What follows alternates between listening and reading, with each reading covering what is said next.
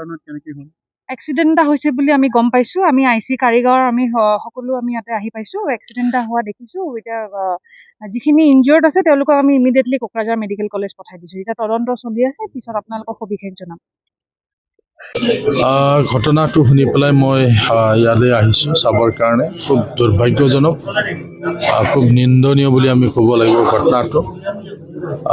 আমাৰ চিনাকি এজন কণ্ট্ৰাক্টৰ বৰণ্ডা বসুমতাৰী, তেখেতে মালচিং ৰোড টু আউডাং বজাৰ যিটো ৰাস্তা, এই ৰাস্তাৰ নিৰ্মাণ কাৰ্য তেখেতে পাইছিল আৰু তেখেতে কৰি আছিল।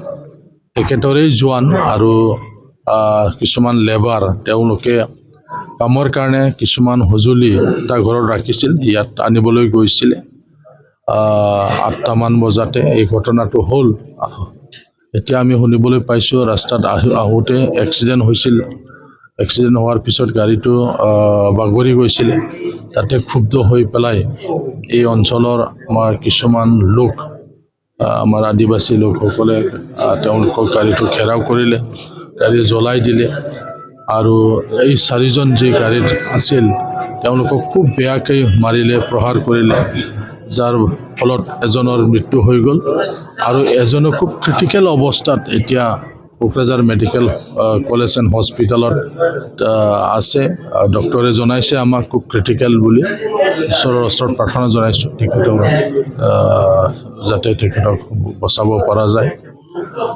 তো যিটো ঘটনা হ'ব নালাগিছিল, যদিও এক্সিডেণ্ট হৈছিলে, তথাপিও তেওঁলোকক যিহেতু ৰাইজে মানে কৰেক্ট কৰাৰ নিচিনা হ'ল বা তেওঁলোকে পলোৱা নাছিলে, গতিকে তেওঁলোকক মানে ওচৰতে যিহেতু কাৰিগাঁও আউটপোষ্ট আছে, এই আউটপোষ্টত তেওঁলোকক মানে গোটাই দিব লাগিছিল পুলিচক। আইন হাতত তুলি লৈ পেলাই যি ধৰণৰ নিৰ্মমভাৱে প্ৰহাৰ কৰি পেলাই তেওঁলোকক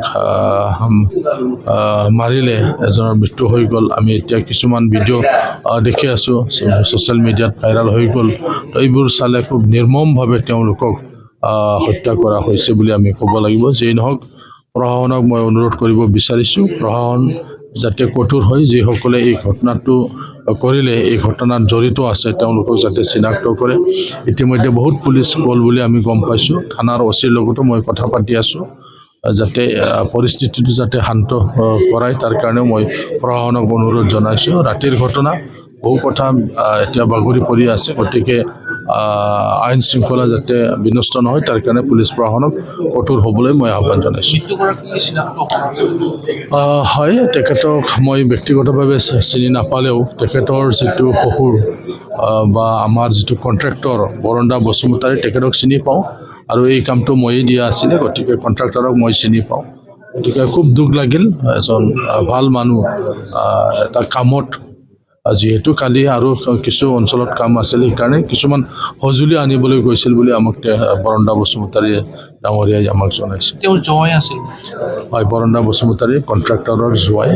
তেখেতে নিজৰ শহুৰেকক বিভিন্ন কামত সহায় কৰে।